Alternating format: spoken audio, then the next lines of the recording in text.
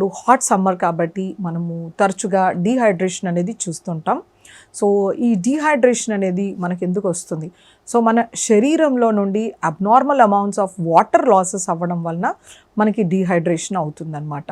లేదు, మన water consumption అనేది తక్కువ ఉండొచ్చు, శరీరంలో నుంచి ఎలక్ట్రోలైట్స్ అనేది బయటికి రావడం వలన, లేకపోతే మన ఎలక్ట్రోలైట్ డెఫిషియన్సీ మన శరీరంలో ఉండడం వలన అది మనము ఎక్కువ ఉష్ణోగ్రతకి ఎక్స్పోజ్ అవ్వడం ఉండొచ్చు.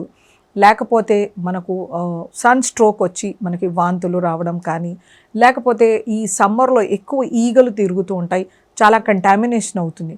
బయట మనం కంటామినేటెడ్ బెవరేజెస్ తాగడం వలన కానీ, అన్ప్రొటెక్టెడ్ వాటర్ వలన కానీ మనకి డయేరియా కానీ, వామిటింగ్స్లో మనకి చాలా రకాల న్యూట్రియంట్స్ అనేది బయటకు వచ్చేస్తాయి అన్నమాట. ఎస్పెషల్లీ మన సోడియం, తర్వాత పొటాషియం అండ్ క్లోరైడ్, అలాగే వాటర్ కూడా బయటకు వచ్చేస్తుంది. కాబట్టి మనము డీహైడ్రేషన్ అనేది చూస్తామన్నమాట. సో ఈ సమ్మర్లో మనము డీహైడ్రేట్ అవ్వకూడదు అంటే మనం వర్క్ ప్లేసెస్ కానీ బయటికి వెళ్ళినప్పుడు అడిక్వేట్ అమౌంట్స్ ఆఫ్ వాటర్ని మనం క్యారీ చేసుకోవాలన్నమాట. సో మోస్ట్ ఇంపార్టెంట్ థింగ్ ఏంటంటే we have to protect our self. మన బాడీలో నుండి వాటర్ లాసెస్ మనం మినిమైజ్ చేసుకోవాలి, సన్ ఎక్స్పోజర్ని తగ్గించుకోవాలి, మోస్ట్ ఇంపార్టెంట్ థింగ్. సో మనము పొద్దున్న నుండి రాత్రి వరకు కనీసం 3 నుంచి 4 లీటర్ల వాటర్ అనేది తీసుకుంటూ ఉండాలి. సో మన సూపర్ కూలెంట్ ఫుడ్స్ అని కొన్ని ఉన్నాయి మనకి, నిమ్మకాయ నీళ్ళు కానీ, అలాగే మనం బార్లీ నీళ్ళు కానీ, కోకం నీళ్ళు కానీ, కొబ్బరి బోండం కానీ, చెరుకు రసం కానీ, సబ్జా నీళ్ళు, మజ్జిగ, ఇలాంటివి మనము ఖచ్చితంగా రోజు మొత్తంలో కొద్దిగా తాగుతూ ఉండాలి, కనీసం 1 గ్లాస్ చొప్పున. అలాగే నీళ్లు కూడా తీసుకుంటూ మనం హెల్దీగా తేలిగ్గా అరిగే ఆహారాన్ని మనం తీసుకుంటే కనుక మనకి డీహైడ్రేషన్ అనేది ఉండదు.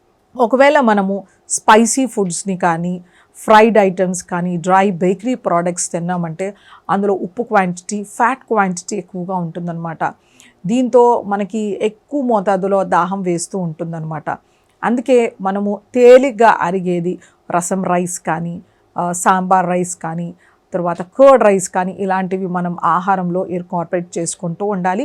అలాగే మనకి ఇప్పుడు వచ్చే వాటరీగా ఉండే పళ్ళు అనేవి చాలా ఇంపార్టెంట్. అవి పుచ్చపండు కానీ, దోసపండు కానీ, క్యాంటలోప్స్ కానీ, సన్ డ్యూ మెలన్స్ కానీ, ఆరెంజెస్, స్వీట్ లైమ్, ఇలాంటివి, స్ట్రాబెర్రీస్, మనము ఈ పళ్ళని మనము కనీసం ఒక 150-200 గ్రామ్స్ మన ఆహారంలో ఉండేలాగా చూసుకోవాలి. అలాగే సాలడ్స్ మనం తీసుకునే ఆహారంలో కీరా దోసకాయ, క్యారెట్, టొమాటో, ఉల్లిపాయ, వీటిల్లో కూడా మంచి ఎలక్ట్రోలైట్స్ ఉంటాయి అన్నమాట. మనకు కావాల్సిన పొటాషియం, కొంతమేరకు సోడియం లభిస్తుంది. అలాగే వీటిలో మాయిశ్చర్ కూడా చాలా బాగుంటుందన్నమాట. సో ఇవి మనము ఇన్కార్పొరేట్ చేసుకోవడం, అలాగే మనము ఆనియన్ రైతా కానీ, మింట్ రైతా కానీ ఆహారంలో చేర్చుకుంటూ ఉండాలి. మధ్యలో మజ్జిగ, కొంచెం వామ్ పొడి కానీ, జీలకర్ర పొడి కానీ, అల్లం రసం వేసి తీసుకుంటూ ఉండాలి. లేకపోతే మనకి పుదీనా వాటర్ కానీ, లేకపోతే జీరా వాటర్ కానీ, ఆమ్కా పన్నా కానీ, ఇలాంటి లిక్విడ్స్ని మనం తరచుగా తీసుకుంటూ ఉంటే కనుక మనకు కావాల్సిన మినరల్స్, వైటమిన్స్, తర్వాత హైడ్రేషన్ అనేది ఎక్సలెంట్గా జరుగుతుంది.